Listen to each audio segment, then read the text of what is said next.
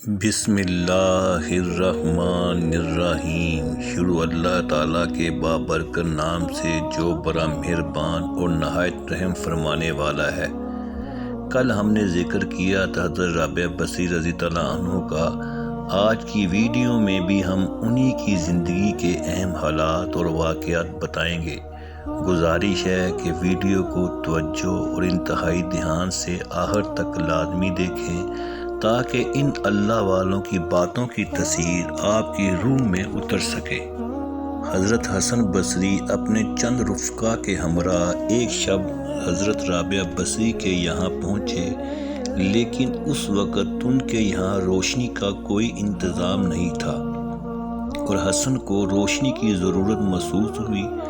چنانچہ رابعہ نے اپنی انگلیوں پر کچھ دم کیا اور اس سے ایسی روشنی پیدا ہوئی کہ پورا مکان روشن ہو گیا اور تا سحر وہ روشنی قائم رہی۔ لیکن اگر کوئی اعتراض کرنے والا یہ اعتراض کرے تو اس کا جواب یہ ہے کہ جو شخص صدقے دل کے ساتھ حضور اکرم صلی اللہ علیہ وآلہ وسلم کی اطاعت کرتا ہے تو اس کو حضور اکرم صلی اللہ علیہ وآلہ وسلم کے معجزے میں سے کچھ حصہ ضرور حاصل ہوتا ہے۔ کرامت شے کا اظہار انبیاء کے حق میں معجزہ کہا جاتا ہے اور ولی کے لیے کرامت کا لفظ استعمال ہوتا ہے، اور یہ کرامت اس سے صرف اتباع نبوت ہی سے حاصل ہوتی ہے۔ جیسا کہ حضور اکرم صلی اللہ علیہ وآلہ وسلم کا یہ ارشاد ہے کہ سچا خواب نبوت کے 40ویں حصوں میں سے ایک حصہ ہوتا ہے۔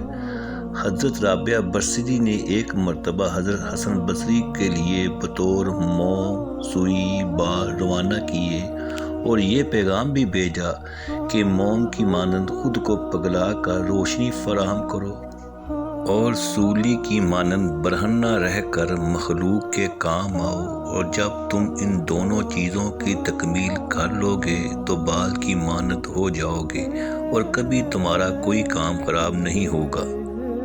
روایت ہے کہ حسن بصری نے آپ سے دریافت کیا کہ آپ کو یہ عظیم مرتبہ کیسے حاصل ہوا، تو آپ نے فرمایا کہ ہر شے کو یاد الہی میں گم کر کے۔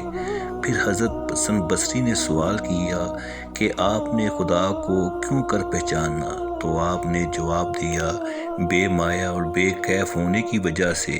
ایک مرتبہ حسن بصری نے آپ سے فرمائش کی کہ مجھے ان علوم کی بابت سمجھاؤ جو آپ کو بلا واسطہ حاصل ہوئے، تو آپ نے فرمایا کہ میں نے تھوڑا سا سود کاٹ کر تکمیل ضرورت کے لیے 2 درہم میں فروخت کر دیا، اور دونوں ہاتھوں میں ایک ایک درہم لے کر اس خیال میں غرق ہو گئی کہ اگر میں نے دونوں ایک ہاتھ میں لیے تو یہ جوڑا بن جائے گا، اور یہ بات وحدانیت کے خلاف اور میری گمراہی کا باعث ہو سکتی ہے۔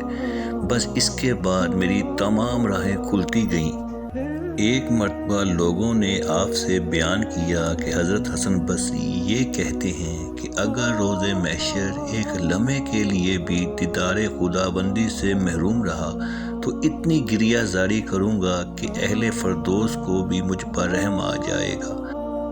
حضرت رابعہ بصری نے کہا کہ انہوں نے بالکل صحیح کہا ہے، لیکن یہ شے بھی اس کے شایان شان ہے جو آن وقت کے لیے یاد الہی سے غافل نہ رہتا ہو۔ روایت ہے جب لوگوں نے آپ سے نکاح نہ کرنے کی وجہ دریافت کی تو جواب میں آپ نے فرمایا 3 چیزیں میرے لیے وجہ غم بنی ہوئی ہیں، اور اگر تم میرا یہ غم دور کر دو تو میں یقیناً شادی کر لوں گی۔ اول، کیا خبر میری موت اسلام پر ہوگی یا نہیں؟ 2، میرا نام اعمال دائیں ہاتھ پر ہوگا یا بائیں ہاتھ پر؟ سوم، روز محشر جب جنت میں ایک جماعت کو دائیں طرف سے اور دوسری جماعت کو بائیں طرف سے داخل کیا جائے گا تو نہ جانے میرا شمار کس جماعت میں ہوگا۔ لوگوں نے عرض کیا ان 3 سوالوں کا جواب ہمارے پاس نہیں ہے، تو آپ نے فرمایا جس کو اتنے غم ہو تو اس کو نکاح کی کیا تمنا ہو سکتی ہے؟ اور جب لوگوں نے سوال کیا کہ آپ کہاں سے آئی ہیں اور کہاں جائیں گی، جواب دیا، جس جہاں سے آئی ہوں اسی جہاں میں لوٹ جاؤں گی۔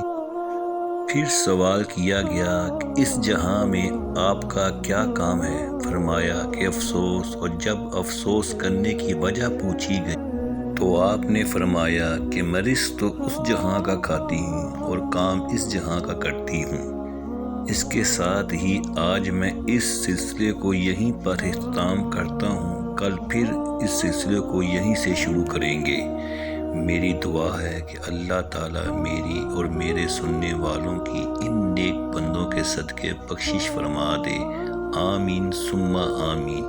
آخر میں میرے سننے والوں سے گزارش ہے کہ درود پاک پڑھ لیں، صلی اللہ علیہ وآلہ وسلم۔ شکریہ۔